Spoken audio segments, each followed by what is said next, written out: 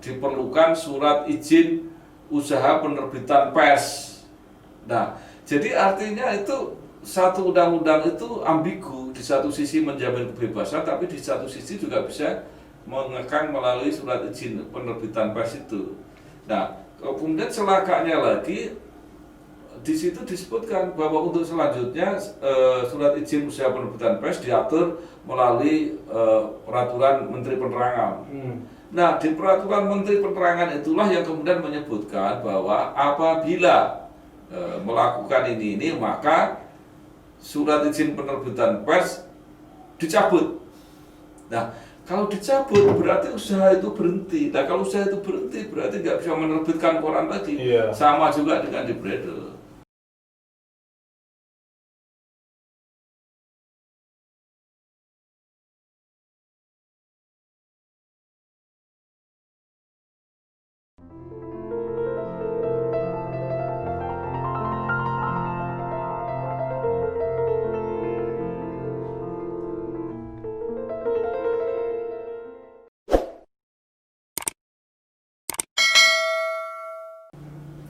Ya, kembali lagi di acara wawancara dengan Pak Bambang Sadono, membicarakan tentang buku Bambang Sadono, Pekerja Keras dari Blora, yang terbit pada tahun 2006. Nah, ini kita lanjut ke bagian yang lain dari bukunya, Pak. Jadi pada halaman 18 ini Hinca IP Panjaitan, seorang aktivis reformasi media, menulis sebagai berikut. Saya kenal Bambang Sadono tahun 1988. Waktu itu ia politisi Partai Golkar, terpilih menjadi anggota DPR. Orangnya cuek, tetapi serius, berani mengambil inisiatif, tidak takut resiko. Politisi itu harus berani dan siap bermain di antara desingan peluru, katanya. Suatu saat ketika saya tantang untuk berani mengambil inisiatif mereformasi Undang-Undang Nomor 24 tahun 1997 tentang penyiaran.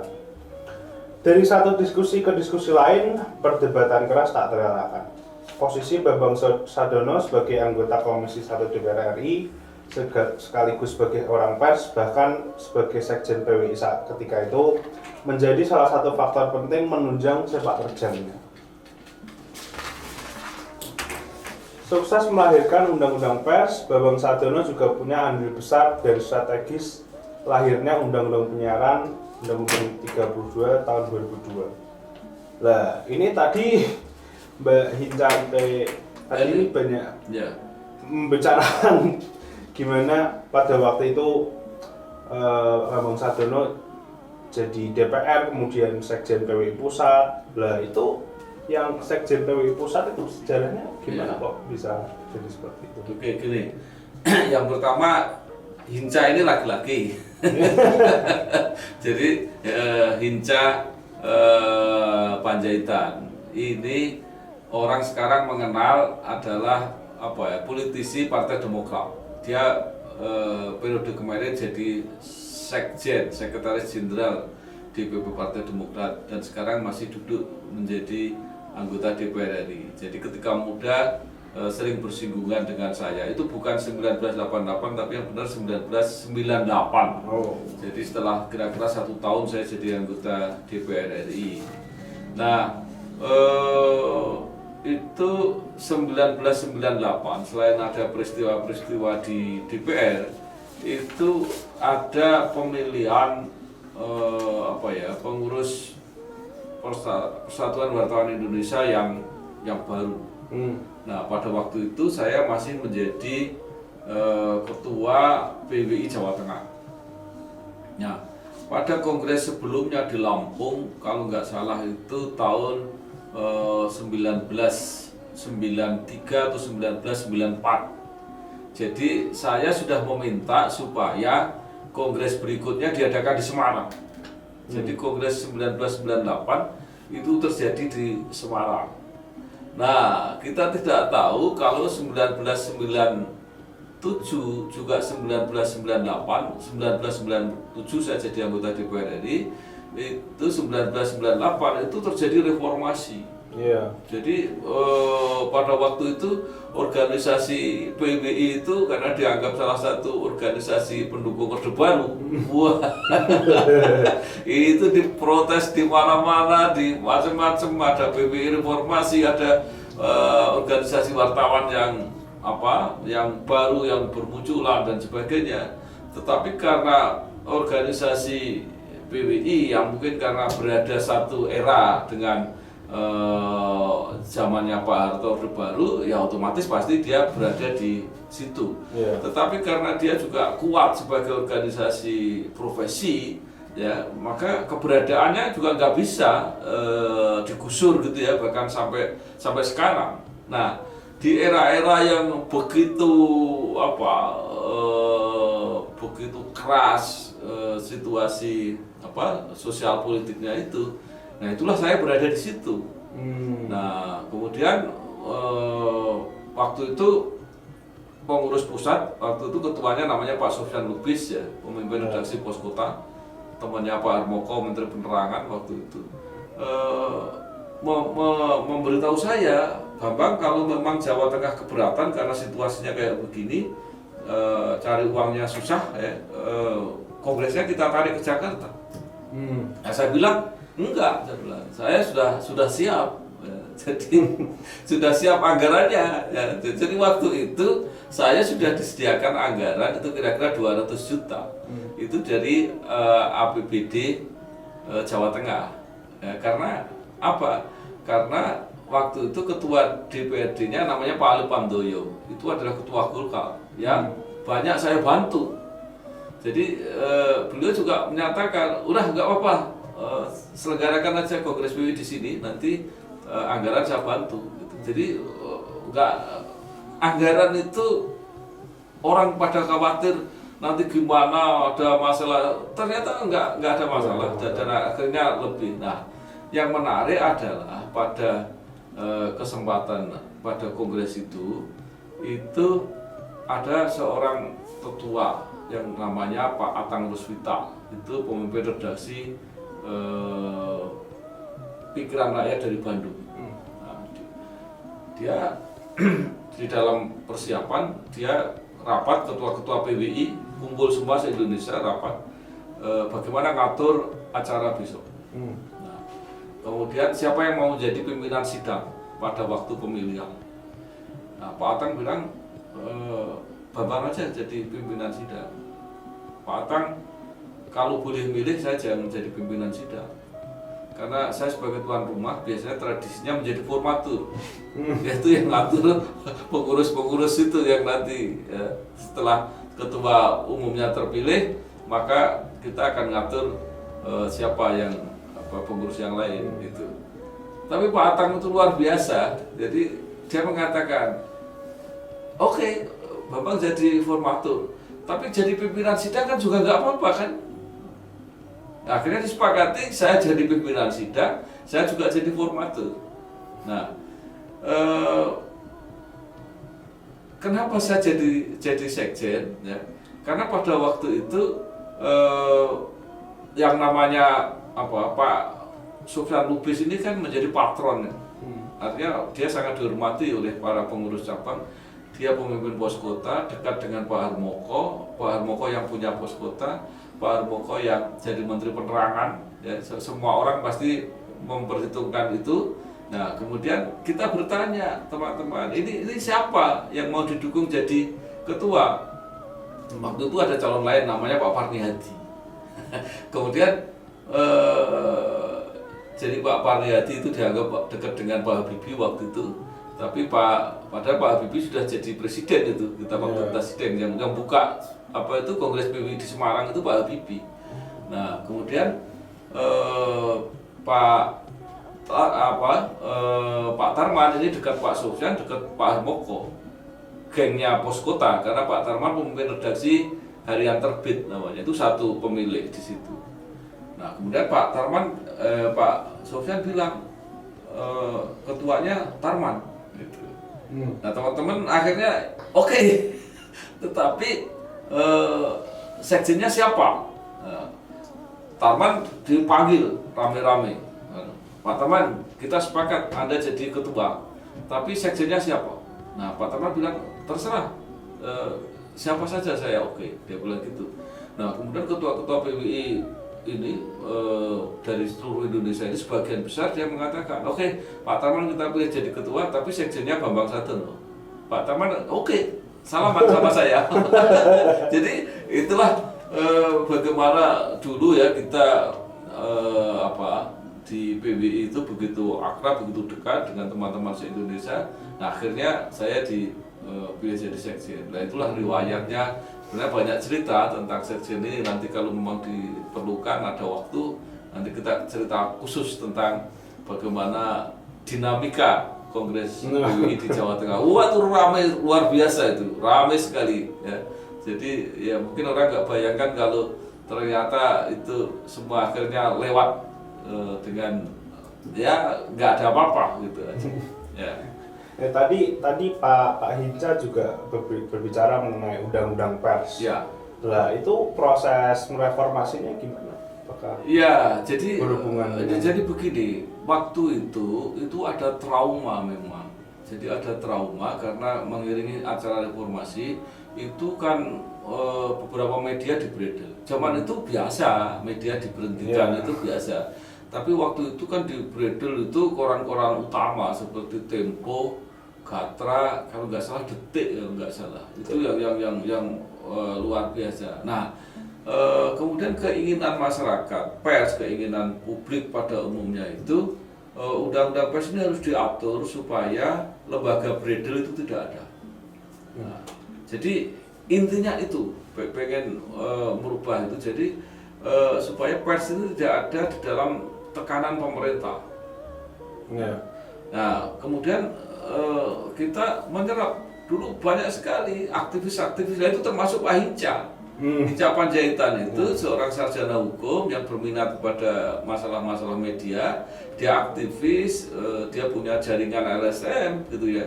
Kemudian ada tokoh lain lagi namanya Pak Leo Batubara, itu dari Serikat Penerbit Pers dari SPS, itu juga punya semangat yang sama. Nah, jadi kita itu seperti terlibat di kelompok swasta yang mempersiapkan rancangan undang-undang pers. Yang kemudian karena saya kebetulan aktif di DPR, kebetulan di Komisi 1 yang membidangi pers juga, maka saya jadi pintunya di DPR.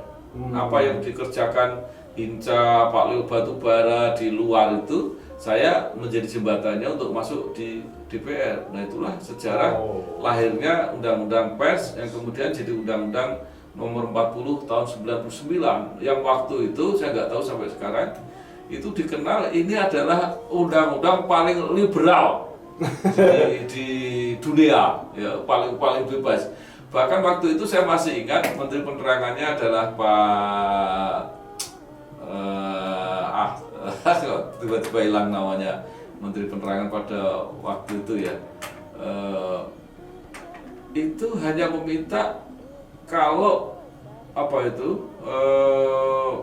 Departemen Penerangan tidak boleh memberi izin untuk penerbitan. Dulu kan harus pakai izin. Nah, sekarang kita hanya untuk administrasi mendaftar saja. Nah, itu pun kita nggak setuju. Jadi pokoknya Departemen Penerangan nggak ada urusan dengan pers lagi. Gitu.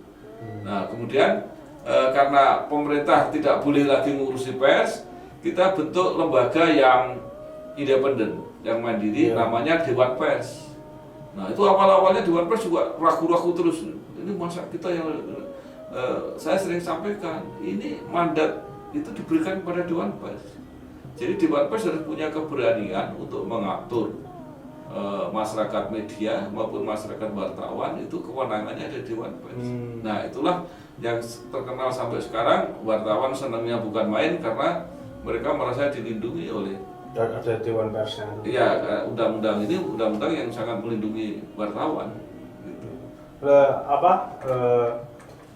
Mungkin di luar perkembangan yang jelas dengan hilangnya Departemen Penerangan tadi itu, menurut Pak Bambang, perkembangan persnya sekarang ini gimana dengan undang-undang? Apakah Iya. sesuai yang diinginkan atau ternyata kok sama aja gitu, ternyata masalahnya di orang-orangnya atau gimana? Iya, sebenarnya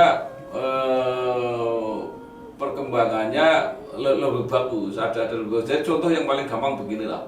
Dulu ini para pemimpin redaksi itu kadang-kadang nggak bisa tidur, ya, karena ancaman bredel ini membuat takut. Ya, walaupun belum tentu di bredel, tetapi kita harus ngikut pemerintah. Kalau ditelepon, dulu kan ada budaya telepon tuh, kalau ditelepon gitu aja sudah nggak enak. Dan yang telepon bukan hanya orang penerangan, itu bisa orang kodam, bisa polisi, bisa itu telepon. Nah, setelah Undang-Undang 40 tahun 99 ini bebas.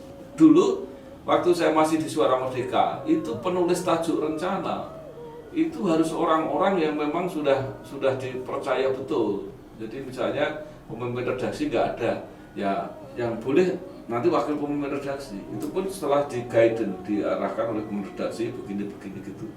Atau kalau pemimpin redaksi cuti, daripada risiko nggak usah pakai tajuk rencana. Jadi koran libur tajuk rencana. Nah, tetapi ketika setelah 99 saya menjadi pemimpin redaksi Suara Karya, saya nggak pernah nulis tajuk rencana. Saya serahkan semua, udah tulis, nggak apa-apa. Sekarang nggak ada masalah, bebas itu. Nah, itu salah satu. Tetapi kemudian juga itulah timbulnya media-media yang waktu itu Dewan Pers belum mengambil peran, yang liar. Banyak sekali media macam-macam, itu wartawan macam-macam juga, ya, itu munculnya itu. Nah, itu dampak liberalisasi pers di Indonesia, antara lain juga itu. Jadi ada jeleknya juga gitu ya. Tapi juga sekarang menurut saya juga lebih buruk. Karena apa?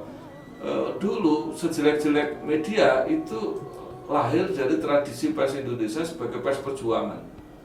Jadi pers yang masih punya idealisme, masih berjuang. Tapi setelah Undang-Undang 40, nanti kalau nggak dibaca lagi undang-undangnya, dicek, itu memang ada fungsi ekonomi dari media itu. Jadi ada fungsi bisnisnya. Maka bisnis menjadi dominan. Jadi orang kadang-kadang udah idealisme nggak punya lagi. Lebih sebagai industri. Ya, jadi dia lebih mengejar untung, mengejar ya nggak apa-apa sih mengejar untung, namanya bisnis. Tapi bisnis pers kan ada kewajiban publiknya. Karena menurut saya itu juga yang kita cantumkan di Undang-Undang 4099 itu, Undang-Undang Pers itu, pers itu bisnis yang beda, yang nggak sama dengan bisnis yang lain. Karena di situ pers dituntut to inform, itu memang tanggung jawab utama dari media itu kan memberi informasi. Tetapi di situ juga ada to educate, jadi harus mendidik. Nah, coba misalnya orang mau jualan apa gitu ya, soto gitu, masa diberi fungsi untuk mendidik masyarakat supaya menyukai makan daging misalnya, kan nggak ada. Ini pasti itu ada. Jadi pasti harus menjadi lembaga yang mengedukasi masyarakat. Kemudian ada lagi to entertain, itu harus menghibur masyarakat. Ya, jadi ada itu fungsi kayak gitu. Maka di koran itu selalu ada rubrik-rubrik hiburan, itu karena memang ditugasin untuk itu. Nah, kemudian yang tidak kalah penting adalah tuh kontrol. Jadi public control itu mengontrol, mengawasi, itu pas diberi. Jadi di samping kewajiban mendidik, dia juga, maka kalau orang nggak mau dikritik pers, ya salah. Memang pers tugasnya begitu, tugasnya mendidik itu. Nah, itulah menurut saya kelebihan-kelebihannya di samping berbagai kekurangannya. Nah, sekarang ini karena warna bisnisnya terlalu besar, kadang-kadang nggak peduli. Ada berita yang bagus di depan mata, ya nggak muat juga nggak apa-apa gitu. Karena mungkin dia punya pertimbangan yang lain gitu. Nah, terus tadi yang mereformasi undang-undang pers itu apa ada hubungan dengan kuliah S2? Bukan, sebenarnya reformasi itu kan kehendak situasi ya, karena tadi begitu lama tekanan rezim orde baru Iya. itu kan saya mengalami, maka saya nanti ketika kuliah S2 saya itu membuat tesis yang judulnya penyelesaian delik pers secara politik. Iya. Karena memang harusnya delik itu diselesaikan secara hukum, tapi selalu diselesaikan politik kan. Apa diperingatkan, apa dibredel, apa tidak pernah melalui proses hukum. Itu S2 saja itu cerita tentang itu. Tetapi ini memang hubungannya begini. Saya bahan sudah ada, konsep sudah ada, teorinya sudah ada, tapi kesempatan politiknya itu baru datang pada waktu membuat undang-undang pers itu. Jadi tinggal memasukkan aja. Ya, jadi misalnya satu contoh begini. Pada waktu undang-undang sebelumnya itu kalau nggak salah undang-undang nomor 21 tahun 86 kalau nggak salah. Itu pokoknya ada undang-undang sebelumnya, sebelum undang-undang 49 itu di situ disebutkan bahwa kepada pers nasional tidak dikenakan sensor dan bredel. Nah, tetapi ada pasal peralihannya itu untuk sementara diperlukan surat izin usaha penerbitan pers. Nah, jadi artinya itu satu undang-undang itu ambigu, di satu sisi menjamin kebebasan, tapi di satu sisi juga bisa mengekang melalui surat izin penerbitan pers itu. Nah, kemudian celakanya lagi di situ disebutkan bahwa untuk selanjutnya surat izin usaha penerbitan pers diatur melalui peraturan Menteri Penerangan. Nah, di peraturan Menteri Penerangan itulah yang kemudian menyebutkan bahwa apabila melakukan ini maka surat izin penerbitan pers dicabut. Nah, kalau dicabut berarti usaha itu berhenti. Nah, kalau usaha itu berhenti berarti nggak bisa menerbitkan koran lagi. Iya. Sama juga dengan di bredel.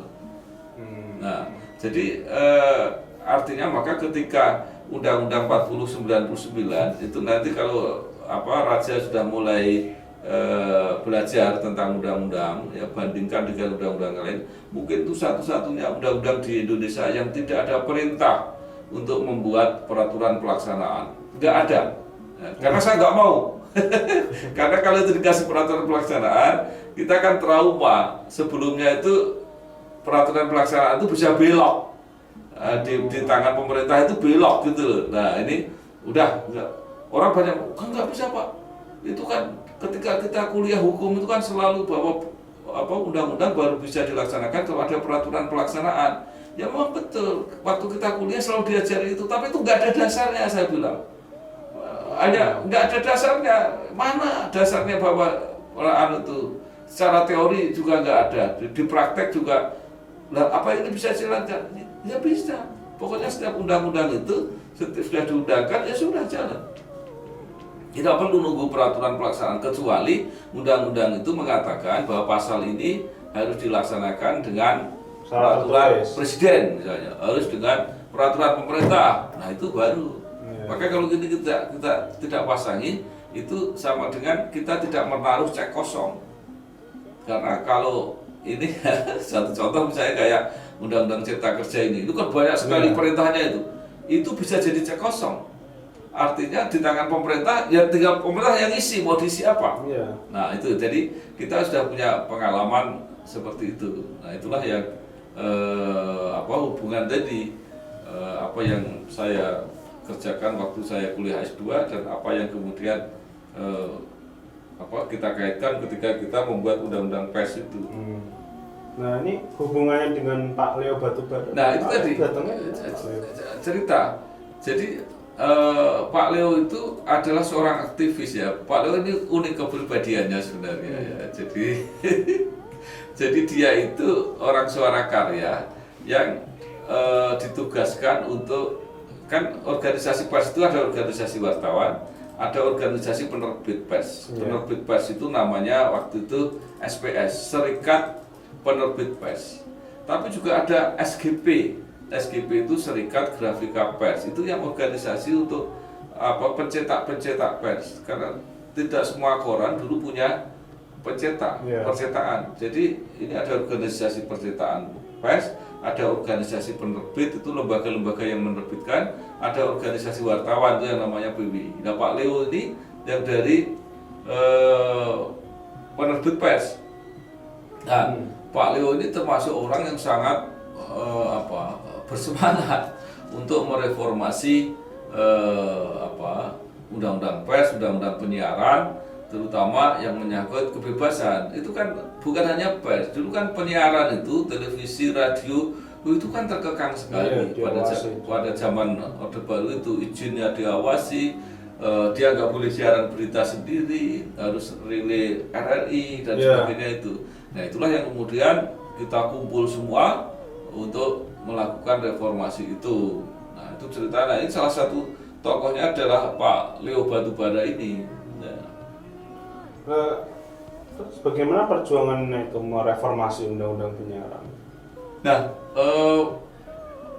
Pak Leo membuat lembaga namanya MPPI kalau nggak salah, atau kemudian menjadi MPI. Itu singkatan dari Masyarakat Pers dan Penyiaran Indonesia. Yeah. Nah, jadi MPPI inilah yang berjuang, ya, mengumpulkan, mengadakan kegiatan, mengundang pakar, profesor-profesor komunikasi dari berbagai tempat untuk merumuskan ini kalau undang-undang penyiaran mau kita bikin seperti apa, mau undang-undang pers seperti apa. Ya. Jadi yang unik itu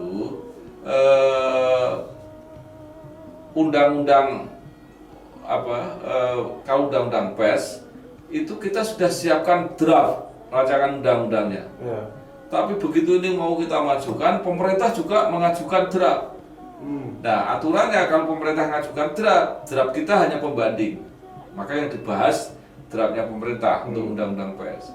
Tetapi yang undang-undang penyiaran ini draft dari kami, dari masyarakat, yang kemudian diserahkan kepada DPR, itu jadi inisiatif DPR. Nah, itulah saya yang bawa. Jadi saya yang pidato mengantarkan rancangan undang-undang penyiaran sehingga itu akhirnya diakomodasi menjadi draftnya DPR. Yeah. Nah, jadi karena sumbernya itu dari teman-teman dari masyarakat penyiaran tadi, maka saya selalu harus balik kepada mereka. Ini apa yang mau diperjuangkan, gitu. Jadi kalau kita rapat kan saya mulai dari pengusul, jadi pansus, kemudian jadi panja. Jadi pansus itu besar sekali, kira-kira 30-40 orang gitu. Nanti kalau jadi panja itu kira-kira tinggal 10-15 orang. Yeah. Itu kalau rapat itu barisan masyarakat penyiaran itu di luar ruangan gitu. Kalau kita sedang berdebat, waktu itu sudah ada SMS, kita di SMS. Ini gimana kita mau bertahan kayak apa? Ini di debat begini, kamu pengennya apa? Atau nanti kalau istirahat kita ketemu mereka. Tadi di dalam sampai mana pembahasan ini? Ya itulah yang dipimpin oleh Pak Leo Batubara sama Hinca Panjaitan itu. Nah, jadi dua undang-undang penting pada waktu reformasi, undang-undang pers dan undang-undang penyiaran, itu di belakangnya itu ya teman-teman Pak Leo sama teman-teman Pak Hinca Panjaitan itu. Nah, itu hasil dari undang-undang itu gimana, Pak? Sudah jadi semua kan. Yang satu jadi undang-undang pers, undang-undang 40 tahun 99, yang satu jadi undang-undang penyiaran, undang-undang 32 tahun 2002. Itu berlaku sampai sekarang. Ya, jadi ya sekaligus ini kenang-kenangan saya yang paling monumental selama jadi anggota DPR, antara lain ya dua undang-undang itu. Yang sampai sekarang masih berlaku. Iya. Nanti akan kita lanjutkan lagi di episode selanjutnya, tetap di Bangsa TV. Di Semarang, salah seorang warga yang aktif menjadi pegiat media baru atau YouTuber adalah Bambang Sadono, mantan anggota DPR RI periode 2004-2009 dan anggota MPR periode 2014-2019. Sosok yang pernah malang melintang di dunia pers ini aktif membuat konten edukasi politik dan promosi kebudayaan yang disiarkan lewat kanal YouTube-nya Inspirasi Jateng dan Inspirasi Bangsa. Konten yang ia unggah pun mendapat respon positif dan animo yang cukup besar dari masyarakat Jawa Tengah.